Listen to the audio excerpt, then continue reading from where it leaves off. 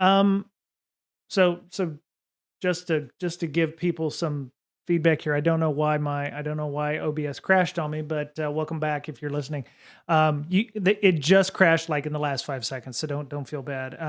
I am not going to Vegas. Um, uh, I've heard so between Recon and RSAC, I've heard more than a few people mention that they got COVID, and so I mean, I went down on a work trip a couple weeks ago to LA, and I was okay there. We did have a couple people come back with the vid, but other than my own conference up here in Seattle, I'm really not interested in hanging out in a big hotel with a bunch of people who may or may not be vaccinated. So Sure. I mean, if it wasn't a camping conference, InfoSec camp out, I probably would have suggested we cancel ours this year.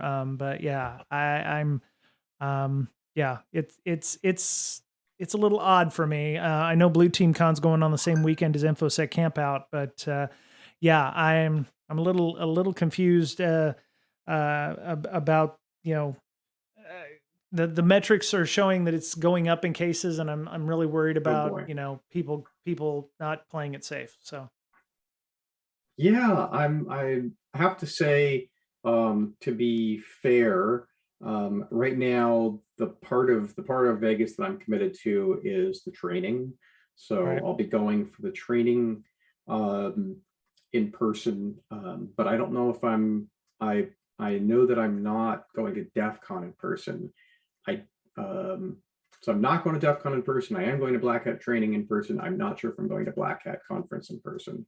right, It's kind of gonna For me, it's gonna depend on how case counts have been trending and all that.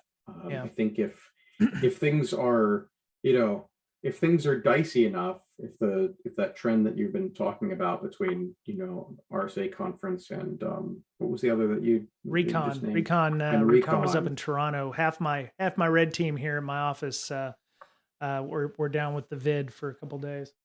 Wow, man, I felt bad I didn't go because the DJ set for that Yep, conference was going to be epic.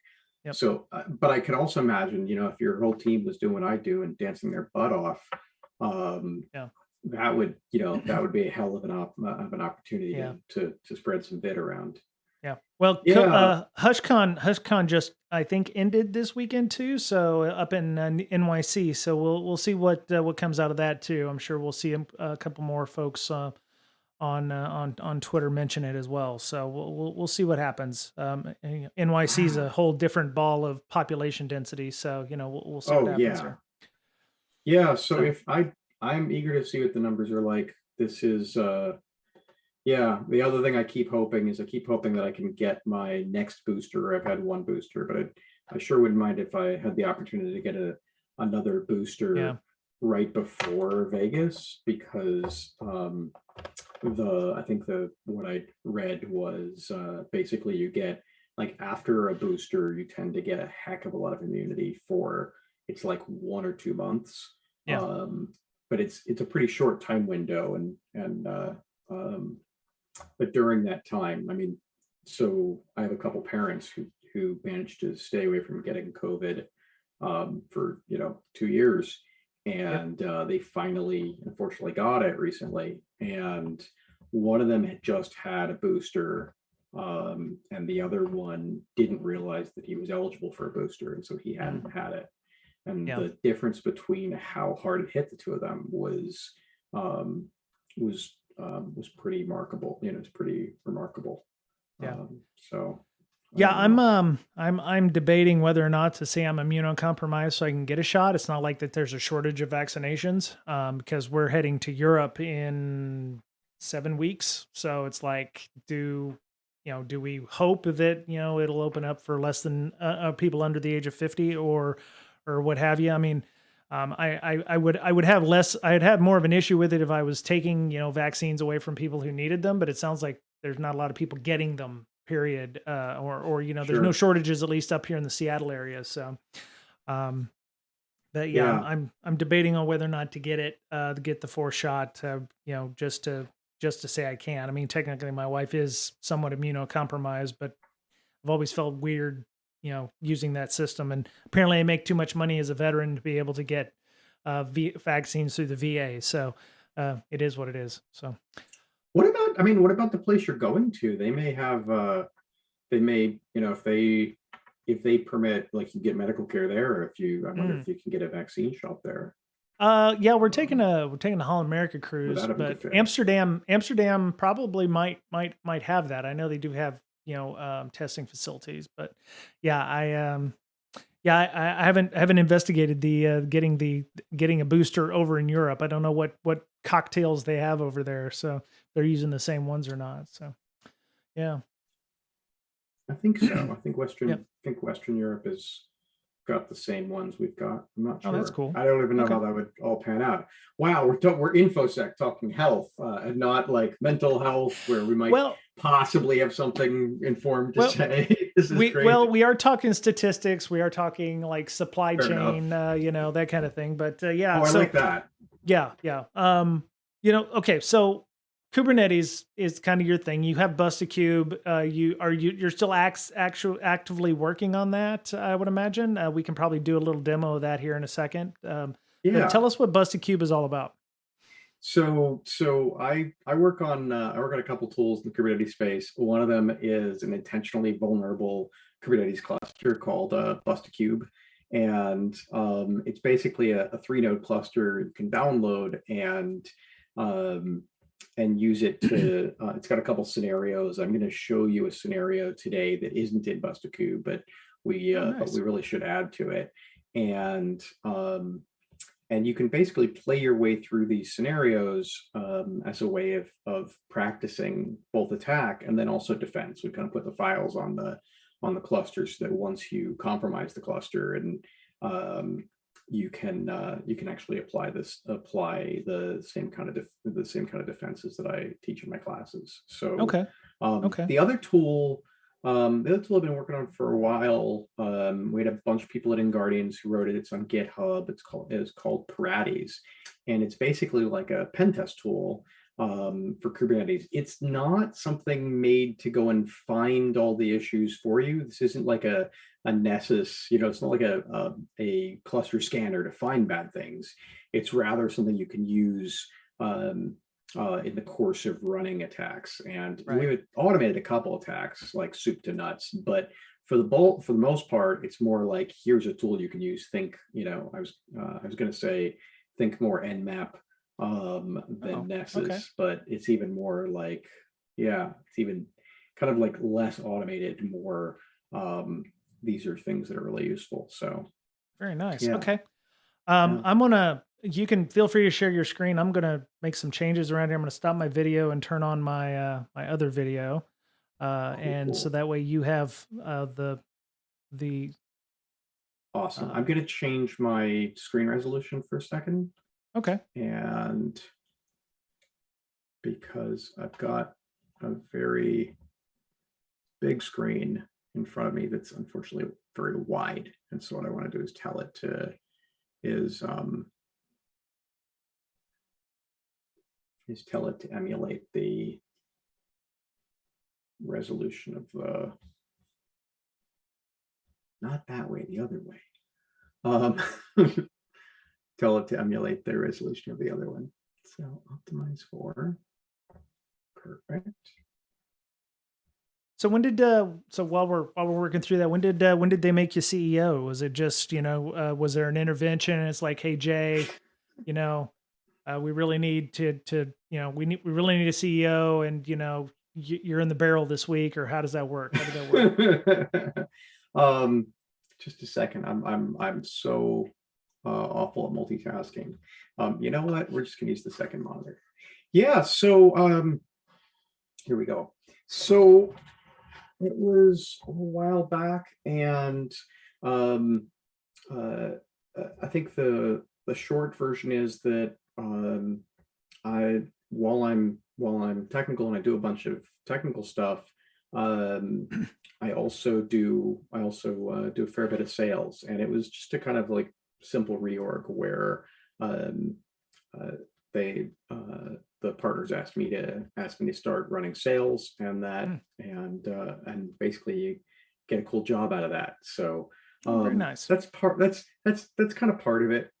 I don't know that I think that's as much as a really it's a weird thing. It's like, yeah, I don't know that somehow they decided that I'd be the guy, and got me to take it on. It's been a good gig. That's very cool. Um, yeah, it's put me in a good position to talk about the company to clients, and and also to just do a lot of the kind of industry networking we all do. And Okay. it's yeah, so I get an impressive title, which unfortunately also means a whole bunch of responsibility. Not unfortunately, but you sure as hell don't get to point at somebody else and say it's their fault, because Right. leadership means the buck stops here. Yep. And Yep. so I'd say it's more stress. Like it's good for the ego. Everything else is definitely more work. And I don't know. I've always enjoyed more work, so Well, that's awesome. I Yeah. like that. Yeah. Yeah, well, considering I did not realize you were the CEO at the time too. I'm even more thankful that we could get the time for you to come on and talk about this stuff. So I do appreciate that. We've had other folks on our show from In Guardians on. We've had Jared Freitas on, and Adam Crompton, and some of the other folks as well. So a Oh, lot that's of awesome. you have a stable of excellent talent there that people should definitely check out if they if they need security assessments. So now they In Guardians doesn't sponsor us. I mean, Jared did up his Patreon support for us. I do appreciate that, but they're not an official sponsor. But I would definitely put our reputation behind getting you won't get a bad test at In Guardians. So I'm just putting that out there. So Wow, thank you, Brian. Yeah, I mean, honestly, we've worked really hard to both get some really capable folks, and then to help them build their capability. And it's you mentioned boutique. In some ways that it's kept our size more limited, than if we went a different way. But that's meant that, like, at In Guardians, for the most part, we kind of don't have we just basically have senior people on everything. right. That is nowhere near as scalable as the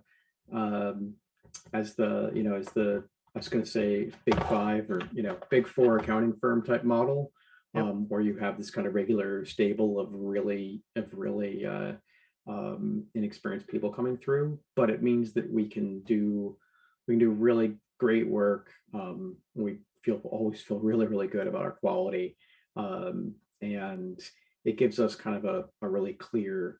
Wow, I'm going to sound like a business person for a second. It gives us a really clear brand, right? Like, we'll give you quality. We will give you, like, super senior people. They'll all be smarter than me, and I will just be I'll just be trying to keep up.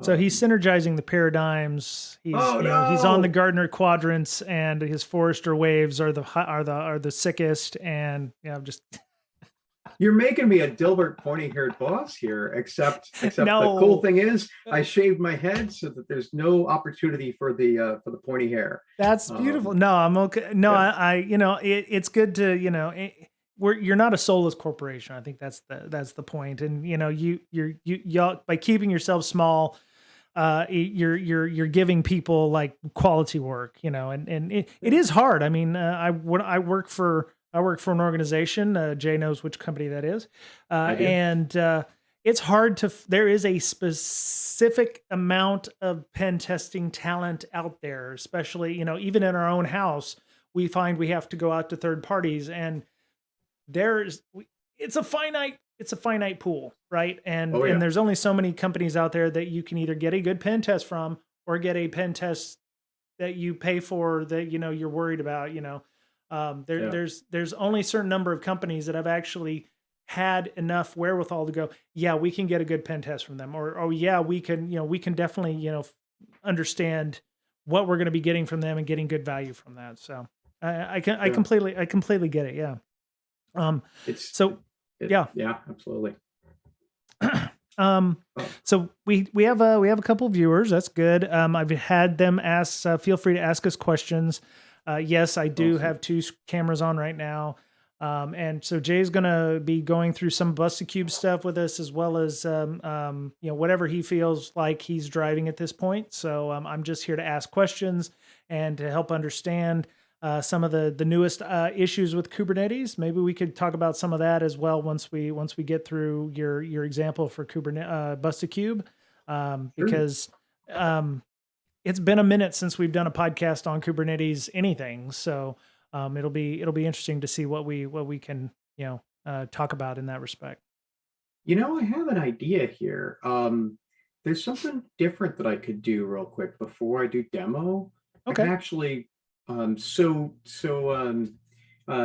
Guardians, we do a few Kubernetes workshops for free lately. So we've been doing these Oh, kind of like 1 hour, like 1.5 hour hands-on workshops where we spend the first like 30 minutes kind of doing lecture, and then we give everybody a cloud system, and they can connect to a web browser, and then do everything, and then do an exercise hands-on. And I just literally did one of those last week. I can oh. pop up some Uh, stream. I could pop up some slides and talk Kubernetes a little bit to put some of this in context. I Like think that would most be good. InfoSec Yeah. people are really new to this stuff.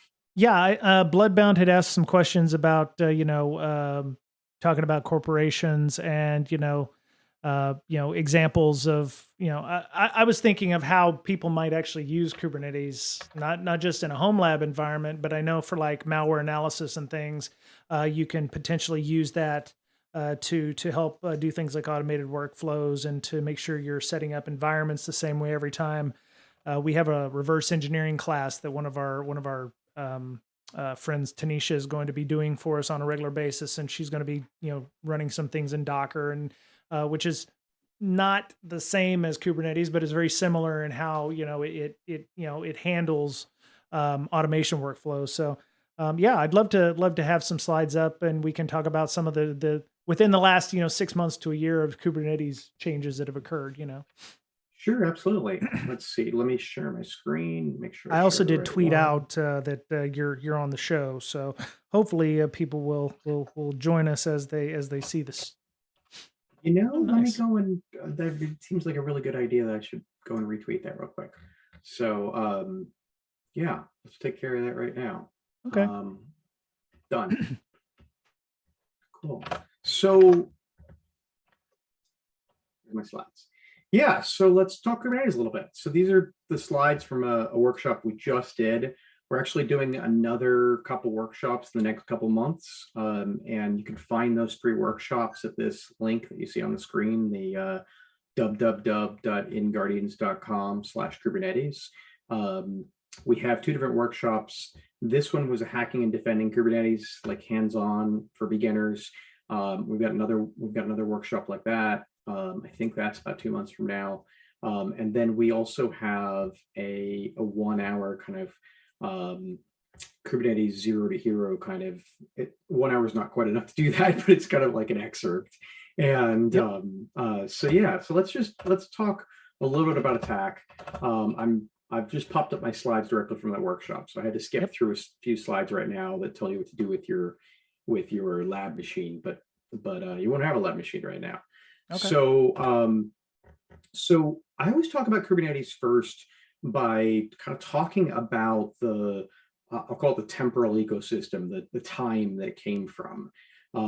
So the first thing I talk about when I want to say like kind of what gave birth to Kubernetes, or what gave birth to the kind of organization, way of organizing computer resources that Kubernetes is to look at the Jeff Bezos memo from 2002. So the Jeff Bezos's 2002 memo basically said, "Hey, going forward, all the teams need to, we're at Amazon. This is before AWS exists. At Amazon, everybody with lots of different teams here that are providing different programs to other teams to make all of this e-commerce happen. Hmm. But we've made a decision, and it's a really big decision. Going forward, all the teams that are exposing functionality or data to other teams, a nice way of saying this is like if any of the teams have a program that they're making available to other teams, going forward, you have to put an API interface on it. He calls this a service interface, right? Right. So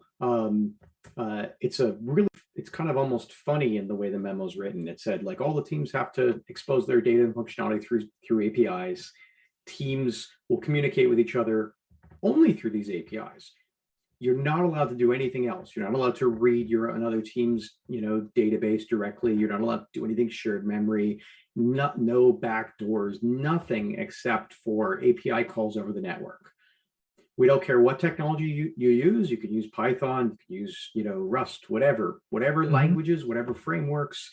And then without exception, all of these APIs have to be designed from the ground up to be, and it seems like he invents a word here, externalizable, which is to Right. say that the team has to plan that even though the thing they've been making was only going to be available to inside of Amazon, you have to expect at any point management here at Amazon may start selling use of your service to developers in the outside world. No exceptions. And then the mandate closes with anybody who doesn't do this will be fired. Thank you. Have a nice day.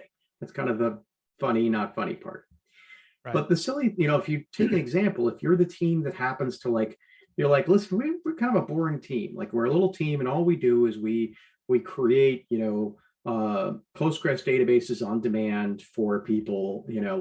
We've got, we've got a kind of little web interface where you can go to the web interface and say you want a Postgres database created. You kind of say how big you want it to be, and and what its name should be, and create some accounts. Well, it's like, okay, well, congratulations. You now have to make that, you have to make that a service we can sell. And that Right. in many ways is kind of the birth of RDS, which creates Postgres databases for anybody in the world anytime you want, automatically tears them back down.